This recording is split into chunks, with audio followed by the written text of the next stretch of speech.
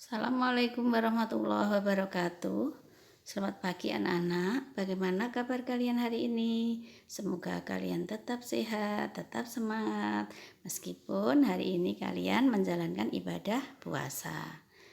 Nah, hari ini Bu Guru akan melanjutkan materi tema 7 ya, tentang perkembangan teknologi komunikasi. Hari ini Bu Guru akan menyampaikan yang pertama yaitu sejarah penggunaan telepon.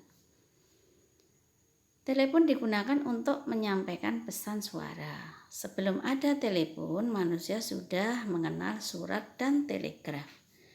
Namun surat memerlukan waktu berhari-hari dalam penyampaian pesan. Selain itu, surat disampaikan secara tertulis. Jadi, sebelum ada telepon dulu menggunakan surat, namun surat itu secara tertulis dan sampai ke tujuan juga berhari-hari. Setelah itu ada telepon. Ternyata telepon itu alat komunikasi yang disampaikan melalui pesan suara atau secara langsung. Jadi ketika melakukan komunikasi lewat telepon, maka tentu saja akan langsung terhubung dengan orang yang diajak berkomunikasi. Maka disebut komunikasi secara langsung. Yang B, telepon pertama kali muncul pada tahun 1800-an berdasarkan hasil penelitian tentang gelombang bunyi. Alexander Graham Bell menciptakan telepon. Pada uji coba pertama daya jangkau telepon sekitar 8 mil. Selanjutnya ada satelit telepon. Oleh karena itu daya jangkau telepon semakin luas. Komunikasi dapat dilakukan antar negara. Sekarang jaringan telepon bergerak melalui satelit. Kita dapat berkomunikasi di mana saja dengan menggunakan telepon genggam atau ponsel. Nah, setelah ada telepon yang mana awal mulanya yaitu telepon pesawat telepon yang dipasang di rumah atau di kantor-kantor, kemudian berkembang menjadi telepon genggam atau ponsel yang lebih praktis yang bisa dibawa kemana-mana. Bahkan sekarang sudah ada satelit sehingga kita dapat berkomunikasi itu melalui telepon itu dilakukan antar negara. Yang kedua yaitu alat komunikasi tulisan. Zaman dulu komunikasi secara tertulis yaitu menggunakan daun lontar.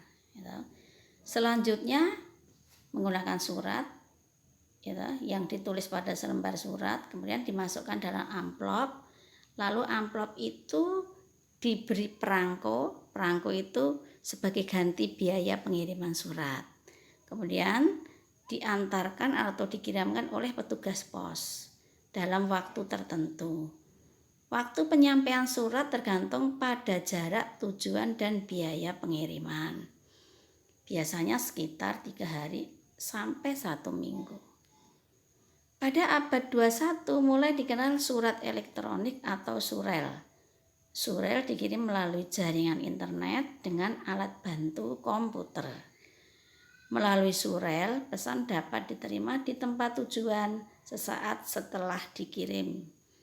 Tentu saja hal tersebut sangat membantu komunikasi. Nah, setelah tadi menggunakan surat, kemudian pada abad 21 dikenal surat elektronik atau surel, yang mana surel ini lebih praktis karena penyampaiannya ke tujuan itu langsung diterima sesaat setelah dikirim. Nah, beda dengan surat, kalau surat beberapa hari. Kini surel bukan lagi satu-satunya alat komunikasi yang cepat. Melalui telepon seluler, kita dapat berkirim pesan dengan aplikasi pesan singkat atau SMS.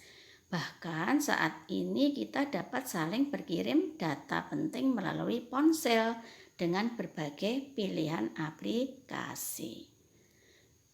Dan yang ketiga yaitu alat komunikasi masa kini.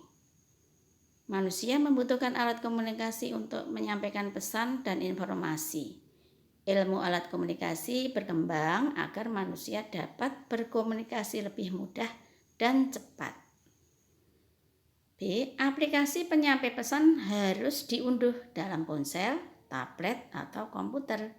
Yang termasuk ke dalam aplikasi penyampai pesan antara lain WhatsApp, Facebook, dan Messenger. Melalui aplikasi tersebut kita dapat melakukan percakapan secara tertulis, pesan suara, maupun panggilan video. Nah, itulah perkembangan alat komunikasi yang semakin modern atau semakin canggih. Namun kita harus mengunduh terlebih dahulu dalam ponsel, tablet, atau komputer. Nah, jenis aplikasi dapat kita unduh sesuai keinginan kita. Maka alat komunikasi dikarenakan saat ini sudah semakin canggih. C. Penggunaan aplikasi penyampai pesan memiliki aturan khusus. Aturan secara umum adalah pengguna harus berusia di atas 13 tahun. Jika penggunaan anak diperlukan pendampingan orang tua. Nah, kalian masih anak-anak, maka dalam penggunaan ponsel harus didampingi oleh ayah dan bunda. Nah, anak-anak, sampai di sini dulu yang Ibu sampaikan. Semoga bermanfaat. Untuk lebih lanjut bisa kalian pelajari pada buku tema 7 subtema 3. Nah, untuk tugas jangan lupa nanti dikerjakan ya. Ditulis jawaban saja kemudian dikirim ke sekolah waktu 1 minggu. Nah, semoga bermanfaat. Salam sehat selalu. Assalamualaikum warahmatullahi wabarakatuh.